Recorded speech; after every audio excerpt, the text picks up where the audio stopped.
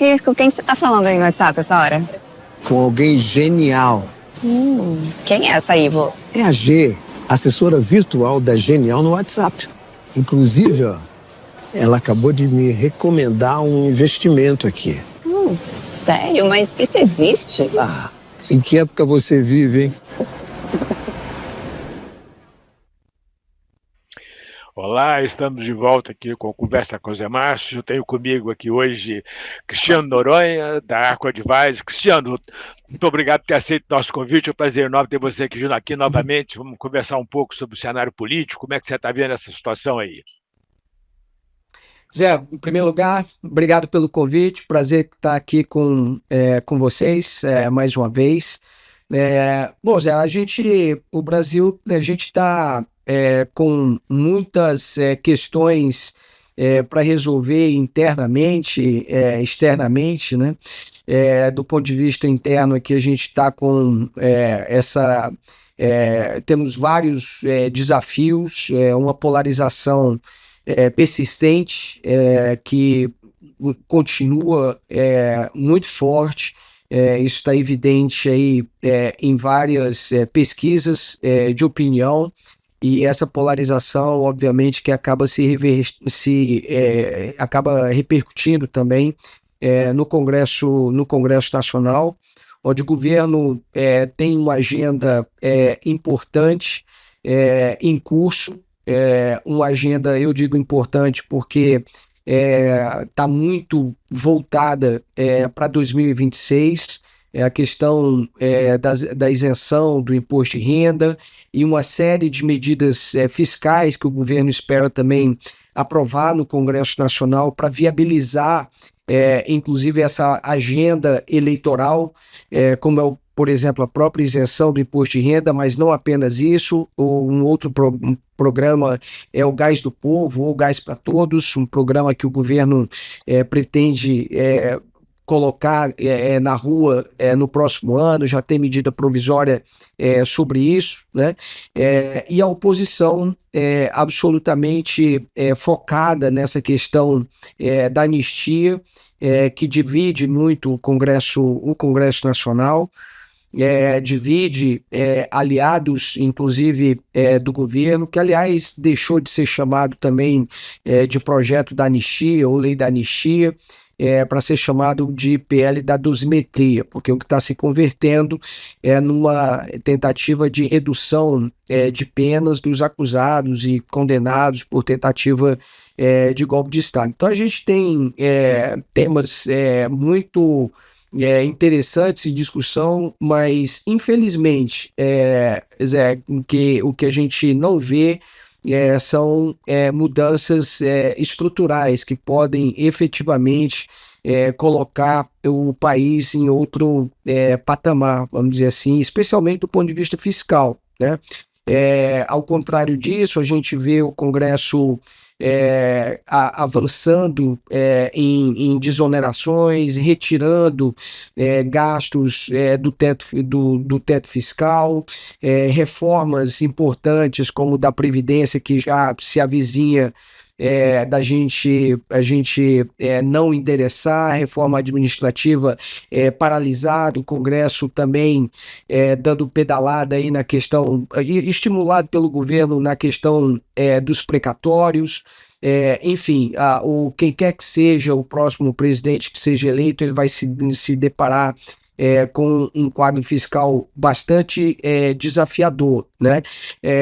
E agora mesmo o governo recebeu um puxão de orelhas, por exemplo, do Tribunal de Contas da União também, dizendo que está mirando, na verdade, a parte inferior ali do limite da banda do arcabouço fiscal. Então isso é uma coisa também que acaba afetando muito a credibilidade desse arcabouço junto aos agentes do mercado, né, que fica, ora, o governo retirando temas, tem uma meta, mas não mira o centro dela, mira uma parte inferior para poder também gastar mais. Então, como eu falei, a gente deixando de lado essas reformas estruturais, a gente acaba o tempo todo sempre correndo atrás do prejuízo. É isso que o Brasil está fazendo, e nada indica que reformas estruturais vão entrar na pauta no cenário de curto prazo, até porque os olhos, todas as atenções estão voltadas, na verdade, para as eleições do próximo ano. Em ano eleitoral, ninguém quer fazer maldade, né? Pelo contrário, as pessoas só pensam em fazer bondades e pensando muito na reeleição, e é esse o quadro que a gente está vivendo agora. Mas, Cristiano, uma coisa que eu acho que é interessante que está acontecendo, na minha avaliação, pelo menos, acho que é importante, é o fato de que a gente tem uma tendência de desvalorização do dólar no mercado financeiro internacional, isso gera uma valorização do real, que, ao mesmo tempo, tá certo, dado, como você disse aí, você tem uma política fiscal extremamente expansionista, o governo continua mantendo uma série de gastos fora da meta de superávit primário, tá certo? Então, no final das contas, o que acontece é que o Banco Central acaba tendo que colocar uma taxa de juros extremamente elevada, que gera um problema, político muito complicado com o executivo, né? A gente tem aí uma situação que fica permanentemente a disputa entre a política fiscal e a política monetária, que continua dando o tom do processo. Como é que vocês estão vendo essa coisa? Você acha que, quando o Roberto Campos Neto era o presidente do Banco Central, tinha uma disputa muito óbvia. Agora, essa coisa está mais não tão explícita. Como é que vocês estão vendo essa questão? Bom, Zé, a gente sempre avaliou o seguinte, que os atritos envolvendo o executivo, envolvendo o Palácio Planalto e o Banco Central, na época da gestão do Roberto Campos Neto, não era basicamente da questão da condução dele à frente do Banco Central. Não era bem isso, né?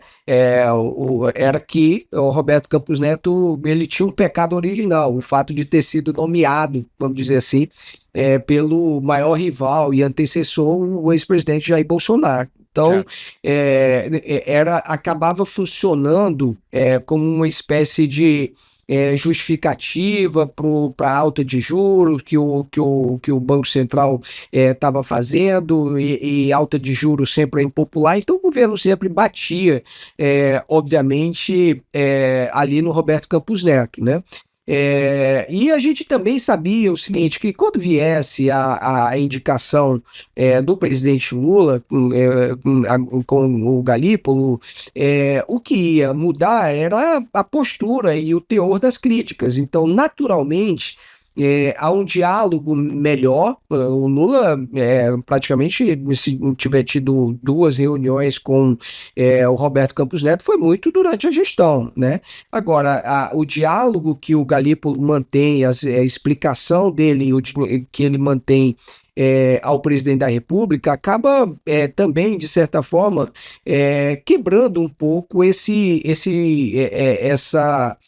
má vontade, vamos dizer assim, acaba favorecendo ali um diálogo importante entre esses dois polos aí de poder no país, que é o Banco Central e o Palácio Planalto. Então, as críticas atenuam, né? Mas o fato é que, enquanto o governo insiste numa política do ponto de vista monetário bastante expansionista, e esse é o mindset também do governo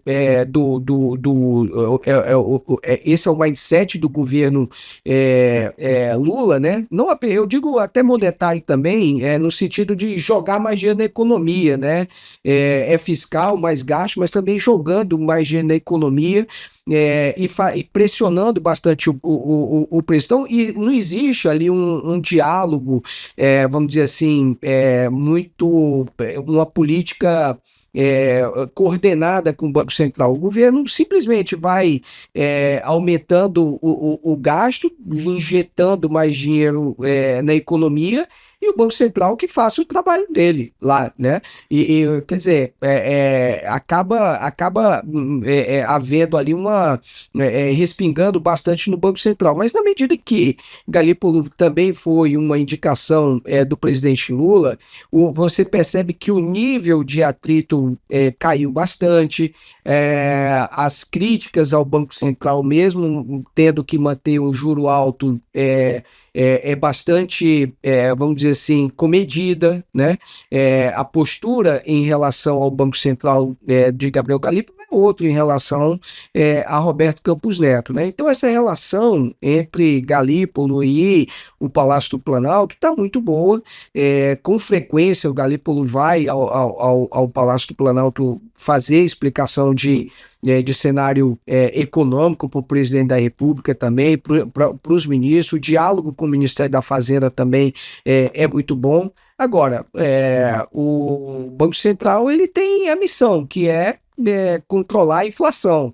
E isso, de certa forma, acaba divergindo um pouco das intenções ou de algumas decisões que o próprio governo toma, né? Que é do expansionismo fiscal, de mais gasto, aquecendo bastante a economia, mantendo a inflação pressionada. Em parte, o trabalho aí do Banco Central acaba sendo reduzido, como você falou, por essa valorização do real frente ao dólar, que também acaba contribuindo, né, sem dúvida nenhuma, para a redução da inflação.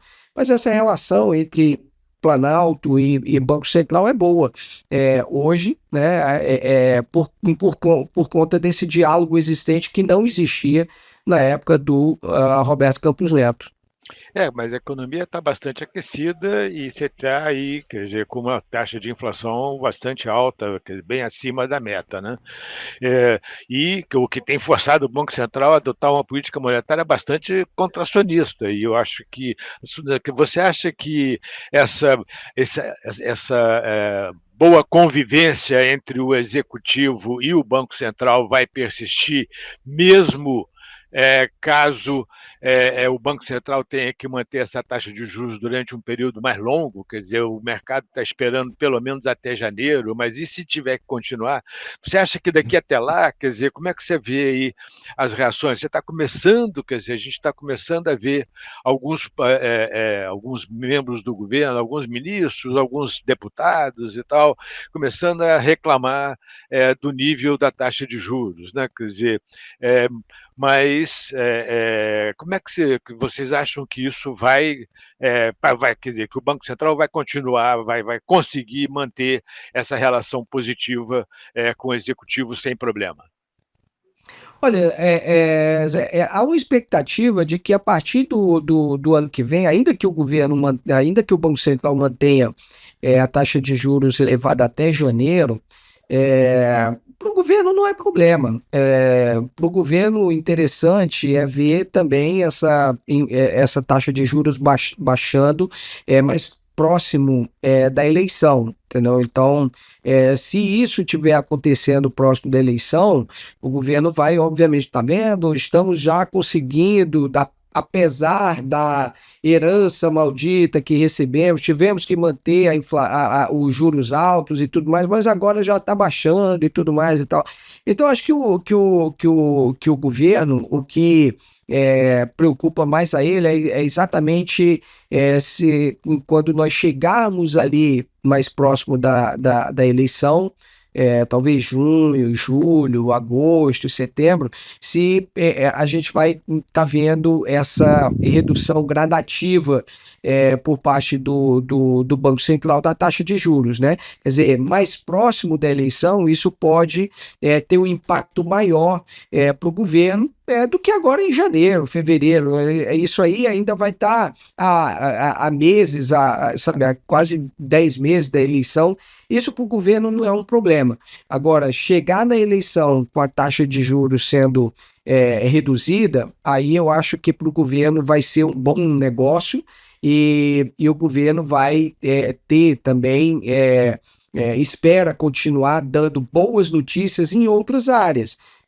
Você veja que agora o IBGE, o dado mais recente do IBGE mostrou uma taxa de desemprego das menores depois de anos, né? Ou dados de que o Brasil saiu do mapa da fome também, né?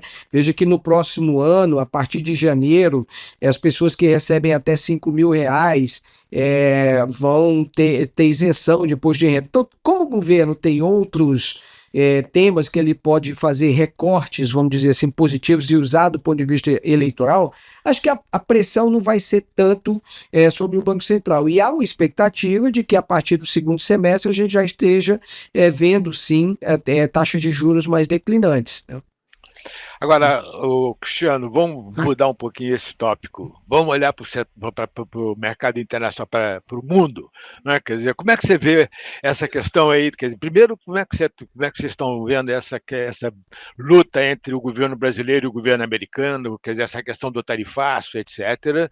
E como você acha que teve esse episódio essa semana do encontro do presidente Lula com o presidente Trump, né? Quer dizer, a ideia de que vai ter uma conversa pessoal aí nos próximos dias. Como é que vocês estão vendo esse processo?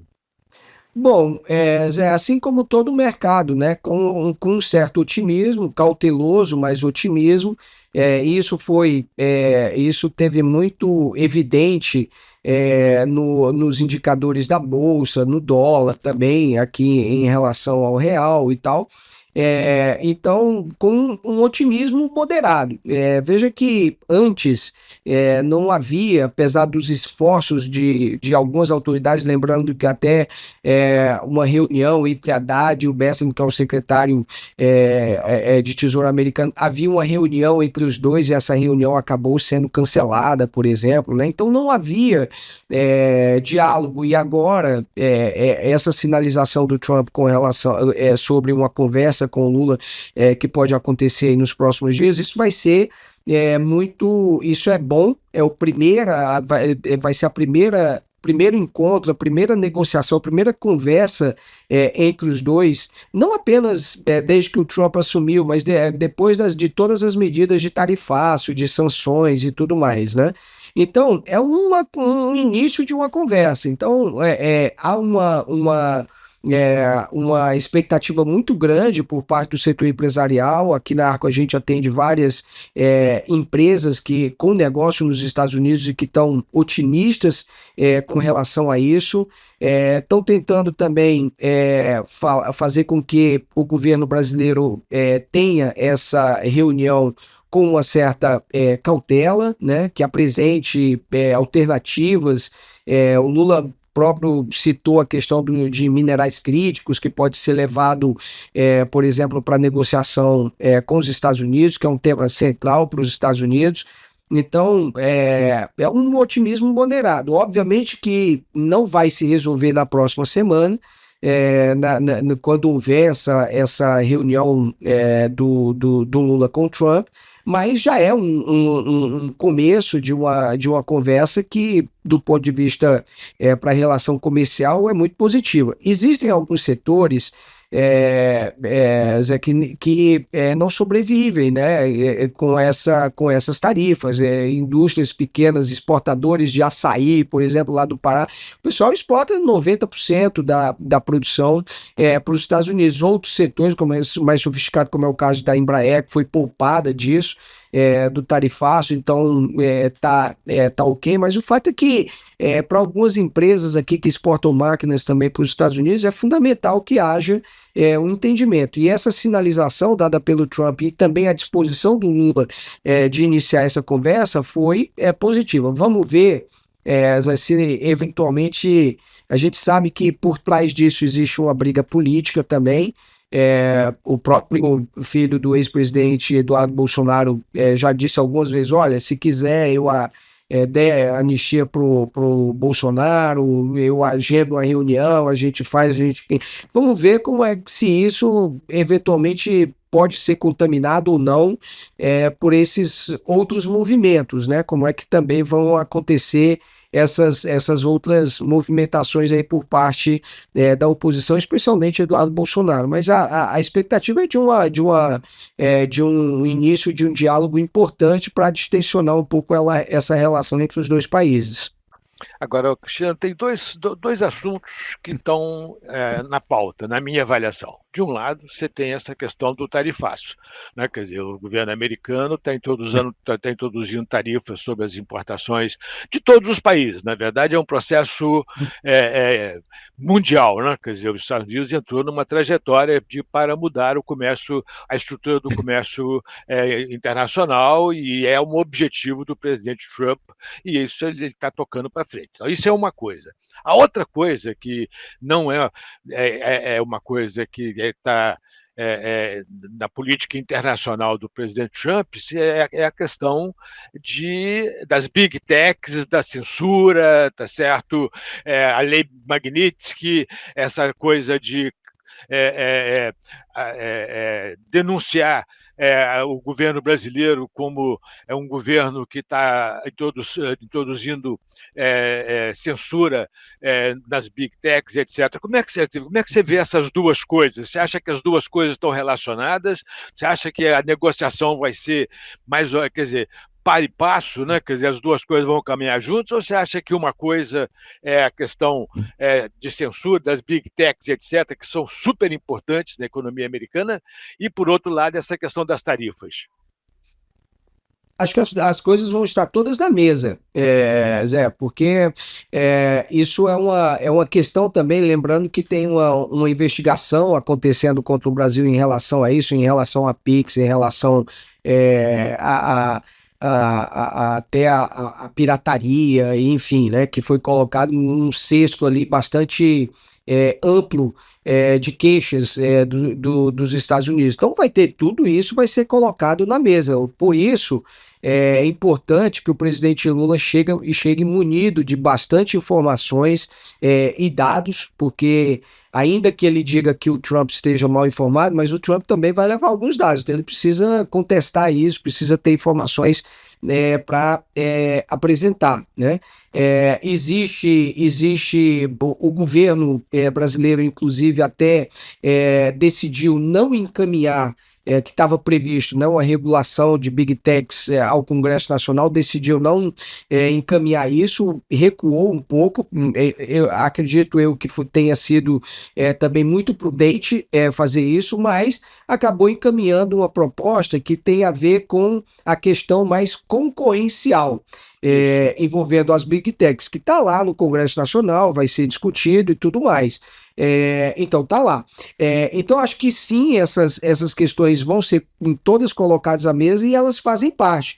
O Trump ele coloca ali, vamos dizer assim, uma cesta muito grande de queixas, de demandas, de problemas, para ver o que ele consegue arrancar dos países. Esse é um processo de negociação do Trump muito conhecido, né? Que ele já derrama ali uma lista de queixas para conseguir o máximo de concessões possível, né? Então isso certamente, a questão das Big Techs certamente vai estar assim. Agora, existe também, Zé, que é um ponto que eu não acredito que vá ser que vai haver negociação, são entendimentos que o Supremo Tribunal Federal tem sobre responsabilidades que essas empresas têm em relação a determinadas publicações. Quer dizer, já houve recentemente um julgamento, inclusive sobre o Marco Civil da Internet, dando às empresas aí essa responsabilidade, concordemos ou não, é um entendimento do Supremo Tribunal Federal. Coisa que o presidente Lula ele não pode negociar pelo Supremo, porque isso é um entendimento do que o Supremo tem, do que é legal ou o que é ilegal, né? Então, esse tipo de questão, eu acho que o Lula vai tentar separar, dizer o que compete a ele, o que não compete, por exemplo, né? Mas certamente essa questão das Big Techs vai estar na mesa, sim.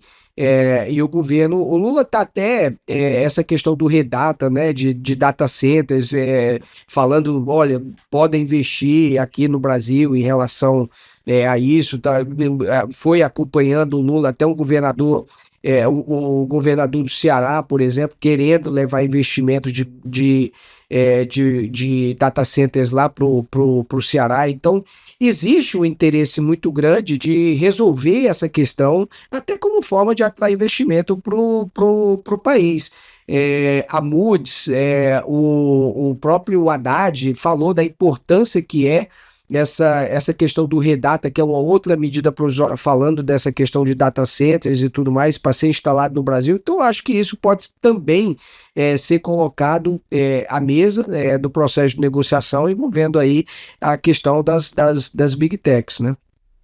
Mas, Cristiano, você tem aí um bom ponto que eu acho que é interessante explorar, que é o seguinte: uma coisa, quer dizer, será que esses dois assuntos vão ser discutidos separadamente? Ou seja, será que o presidente Lula, que é o presidente Trump, vai aceitar discutir a questão das tarifas, por um lado, independentemente das questões da questão das Big Techs e etc., tá certo? Ou o presidente Lula não vai aceitar discutir só a questão das tarifas, dado que as Big Techs, quer dizer, dado que você tem toda uma penalização de ministros do Supremo Tribunal Federal, de autoridades do governo, quer dizer, será que isso vai ficar fora da negociação? Ou você acha que essa coisa vai acabar se juntando e entrar para o outro lado?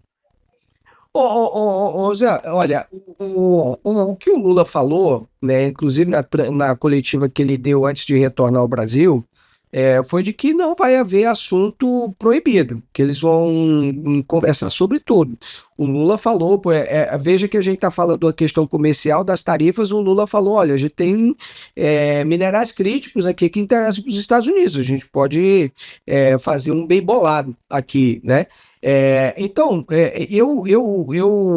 apesar de haver uma certa limitação daquilo que o Lula negocia em termos de juridicamente o Supremo, o que o Supremo entende que seja a responsabilidade das Big Techs, mas acredito eu que o Lula pode eventualmente até fazer uma espécie de negociação envolvendo Big Techs, talvez até sugerir mudar algumas questões de regulação, por exemplo.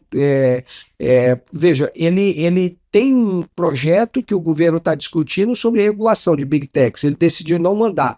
O Lula sabe qual é o conteúdo, sabe o que ele é. Ele pode eventualmente negociar esse tipo de projeto, decidir não encaminhar, falar que, olha, eu estou aqui com um projeto pronto, isso aqui eventualmente pode não ser bem recebido aqui, eu posso retirar esse projeto, ou eu posso alterar o projeto. Então pode ter, sim, um processo de negociação nesse sentido, né? Então o próprio Lula diz o seguinte: nada está proibido de ir para a mesa, ele vai negociar. Agora, óbvio que existem limites do ponto de vista jurídico, daquele entendimento que eventualmente jurisprudência já formada, a não ser que o Lula esteja disposto a negociar mudança na legislação, que aí criaria uma outra realidade jurídica e eventualmente poderia ou não mudar o entendimento do Supremo Tribunal Federal em relação a isso. Mas eu entendo que nesse momento o próprio Lula diz o seguinte, que ele não está vedando qualquer tipo de negociação, qualquer tipo de discussão ou qualquer tipo de contrapartida, mas ele vai querer entender quais são essas contrapartidas que o governo brasileiro pode dar em troca. O que os Estados Unidos têm como arma, né? São as tarifas, né? O que o governo brasileiro pode oferecer? Uma boa relação com as Big Techs, pode a questão de minerais críticos, enfim, são temas não comerciais. Então é nisso que vai entrar esse processo de negociação. Mas, quer dizer, eu acho que essa questão das Big Techs está se mostrando um tema bastante sensível, né? Quer dizer, eu acho que... E é uma coisa diferente da questão das tarifas. A pergunta é se essas coisas, no final do processo, vão se confundir no processo de negociação ou se vão ser tratadas separadamente. Eu acho que esse é um ponto importante. Eu acho que vão ser envolvidas nisso. E veja que as Big Techs no Brasil, elas têm um mercado muito grande. Veja o WhatsApp, por exemplo. exemplo. É o segundo maior mercado das Big Techs no mundo. Pois é, então, quer dizer, mesmo com os Estados Unidos entendendo que há uma série de restrições a isso e aquilo e tudo mais, olha o tamanho do mercado dessas Big Techs aqui no Brasil. Então não tem essa... E isso também precisa ser apresentado, precisa ser dito com números, né, para o próprio presidente americano também, esse poderio. Óbvio que pode haver algumas concessões.